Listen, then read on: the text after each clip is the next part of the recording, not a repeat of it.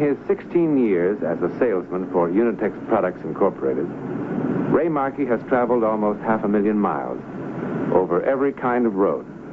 But he has never been on this road before. And though it seems no different from the others, it is different. What makes it different began 7 years ago.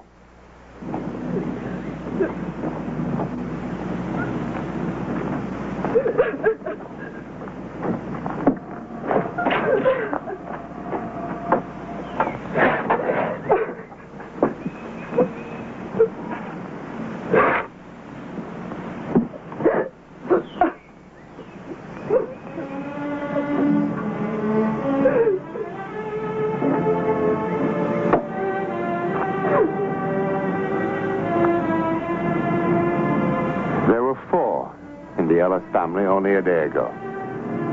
Yesterday, their son and brother was killed. Today, he was buried. He was 12. His name was Paul. Now, some say that there is no return from the grave. That death is absolute, final. And yet, there are so many authenticated reports of how that seemingly impenetrable barrier has been pierced. That barrier between this world and the next. Even if only for a moment.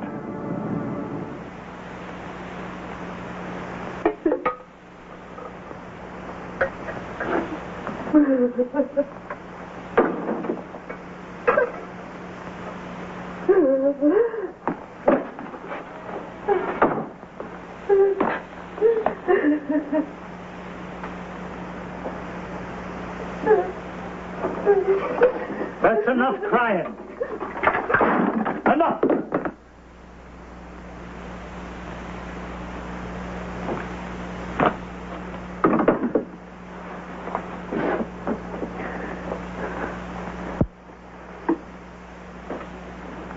Sally, I never hit you before because I never believed in striking a girl. No. You stay out of this. You don't hurt her now. There's been enough hurt. She's as much a child as he was, and she's all we got left now. Because of her. The boy would be in this house now, eating at table with us, alive and happy if it wasn't for her. It's only the grief. Otherwise, you wouldn't be talking like that. You got as much love for the one as for the other. I hate her. You don't know what you're saying. I hate her. No!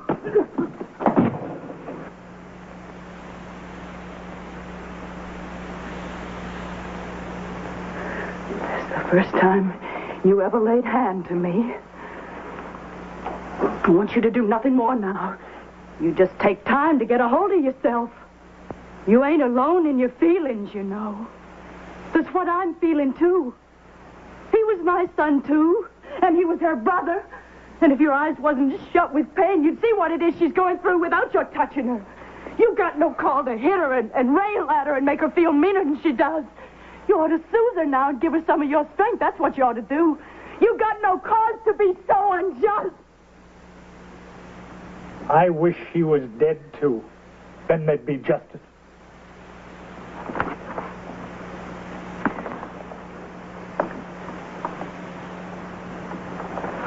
You know, he don't know what he's saying. He's just not himself now. Sally?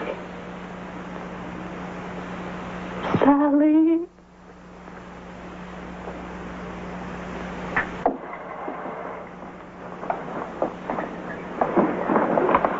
Wasn't you going to say a word?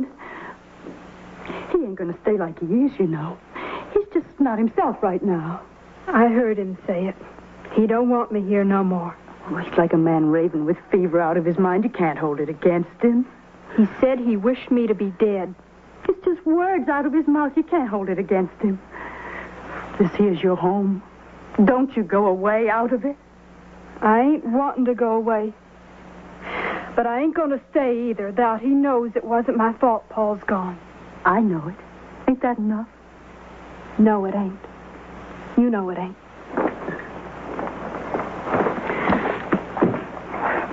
I'm asking you to stay, Sally. I'm asking you for me and for him both. If he asked me to stay, I would.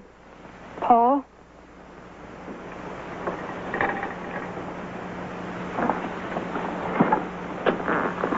etched into my conscience, and Paul ain't dead on account of me. Oh, don't send me away into nothing.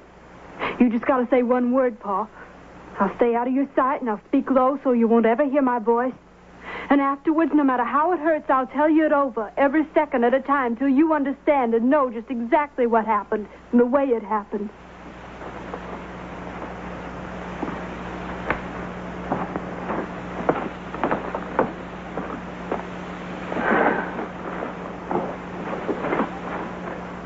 Where did you have in mind to go?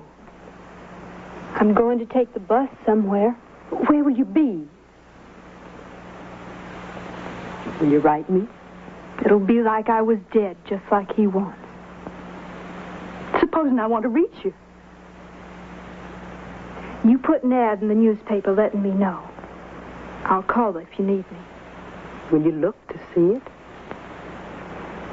I'll look. Every day. I got to go now, otherwise I'll miss the bus.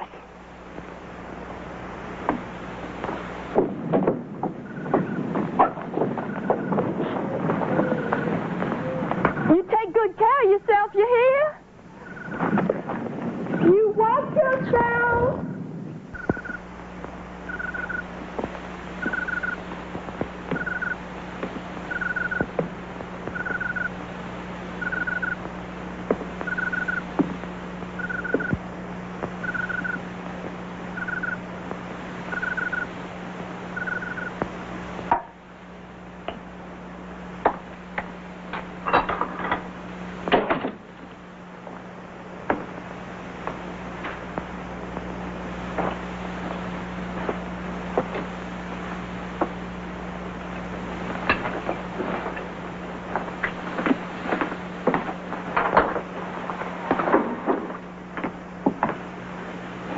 I telephoned in to the newspaper today.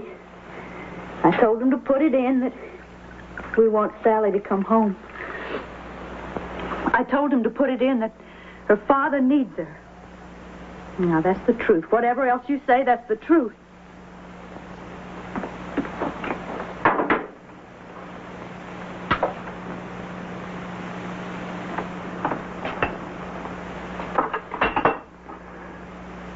All right. If that's what you want.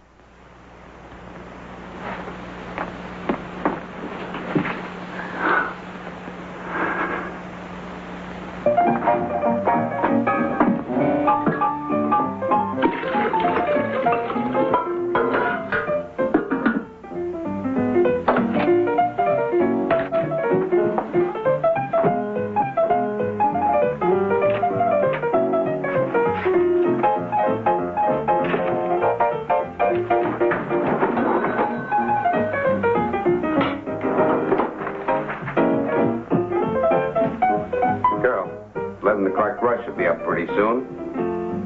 We've got no time to be reading the paper.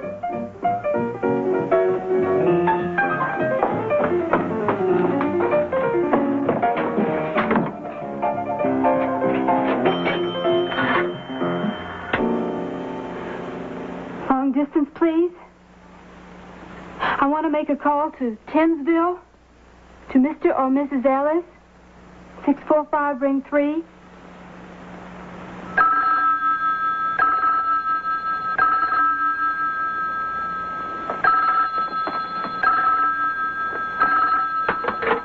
Hello? Sally?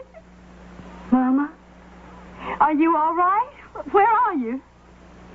Mama, did Papa put that ad in too, or was it just you? Sally, we want you to come home. I gotta hear Papa say it himself, Mama. I gotta hear it out of his own mouth. Now, you wait, you hear? Don't go away. He's waiting right here to talk to you. She wants to hear it out of your own mouth.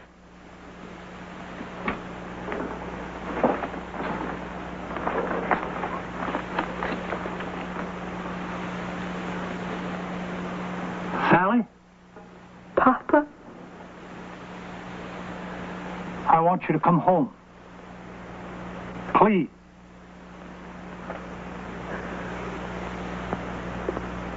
I'm coming home now, Papa.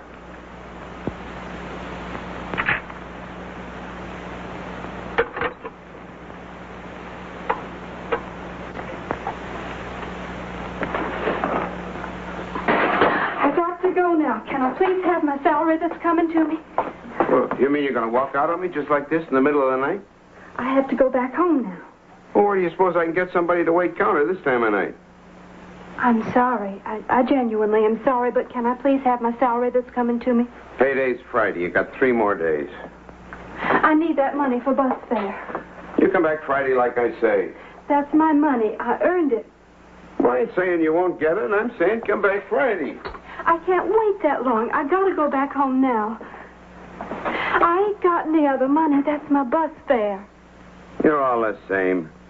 You come in here nice as you please, butter won't melt in your mouth. You gotta have a job so bad and I help you, and then you got no more thought to me than I was a piece of garbage. Please, Mr. Casey, I just gotta go home. You walk out of here now. I got the 11 o'clock rush coming up. What am I supposed to do? Wait counter and take cash at the same time? No, sir. You come back Friday, that's all. Don't you worry just the same. I'll get home.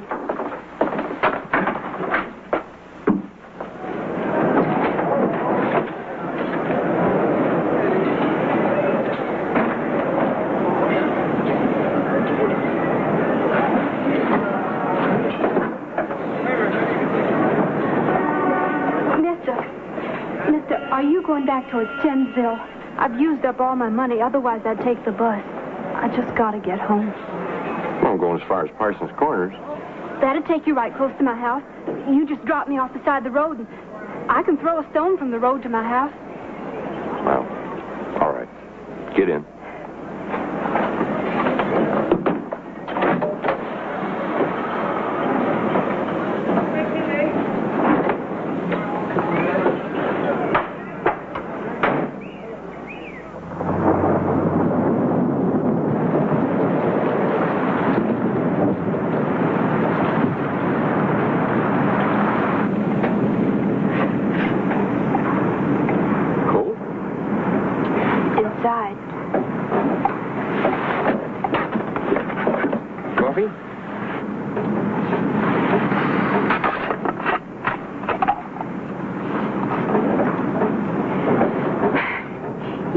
You're just sitting here, and it's like this was the only place alive in the whole world.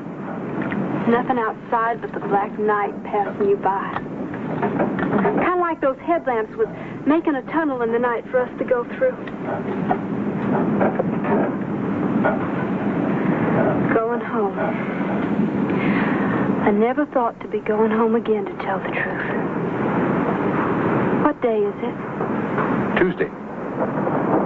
5 days ago, then. No more than that. Seems longer. Every day, creeping along like a sick animal, moving, but not the way they ought. Last Friday, I got up in the morning, and the sun was real clear. You know how the light is sometimes kind of like you can hardly see through it? Not last Friday. Last Friday, you could see through the morning clear to the mountains. I got up out of bed and I said to my mama, Mama, I'm going down to the lake. My little brother Paul said he wanted to come too. I didn't really want to take him with me. I wanted to be by myself. I wanted to be selfish with my own thoughts. My mama said, you take your brother along or you don't go. He stuck his tongue out at me. And I hated him. I walked out of the house without looking behind me to even see was he there. We passed by the field where my father was working. My father called out to me, you look after your brother, you hear? The minute we got out of sight, I run off. Paul came behind me, running as fast as he could, but I always could run faster than him. I hid behind a rock, never said a word when he went by calling my name. Afterwards, I went down by the edge of the lake to sit there by myself. In a little while, I seen my brother Paul out there on the lake in an old canoe belonging to Mr. Lawrence. He waved to me. I made out I never even seen him. He stood up in the canoe to show off for me. It turned over. He never could swim. I swum out to him, but They never got him back till they dragged the lake. It was my fault, and it wasn't my fault. Well, you ought not to blame yourself for what happened. A thing like that could spoil your whole life. We'll be home soon enough now. Just round this next curve and a little piece more. It'll be all right again. As soon as my papa puts his arms around me and I know he feels all right about me again.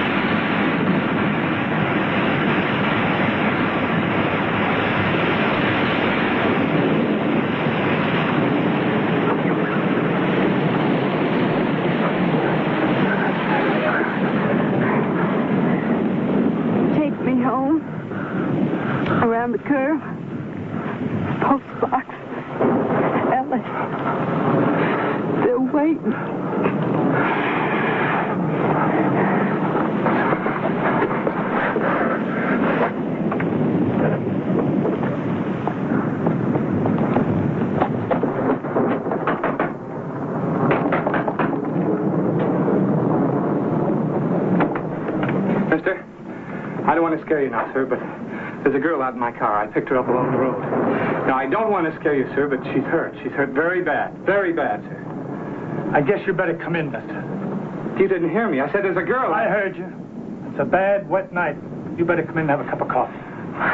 Ma'am, I can't seem to get your husband to understand. Is your name Ellis? Yes, it is. You better put some coffee on. How many times do I have to say there's a girl that's dying out in my car? What's the matter with you? Look, I don't know what you people think you're trying to do, and right now I don't care. All right, I'm not going to bring her into the house. I'm going to take her to a doctor or a hospital or someplace where the people are at least human. Go with him.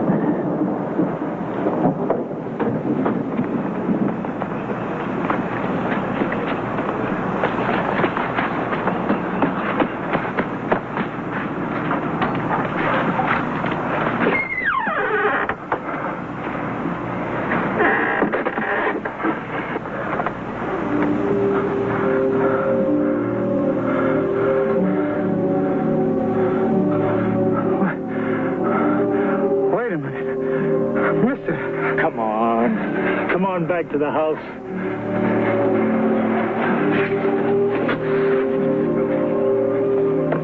She was in my car. Come on. Come on.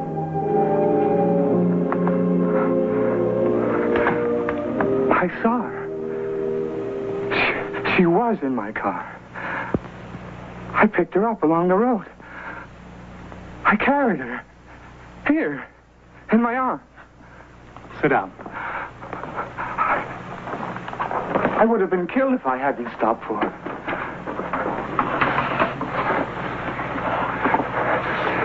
She was in my car. 7 years ago, our daughter was coming home. There was an accident. The man who was driving the truck that she was in was killed instantly. But somehow, Somehow, as seriously injured as she was, my daughter kept coming home. And somehow, she managed to walk almost 3 miles from that wrecked truck before she dropped to the ground and died. She came very close. Very close. Every year she tries again. You're the 7th person to have picked her up out there where she finally fell. Even the bus drivers have stopped for her. Twice now.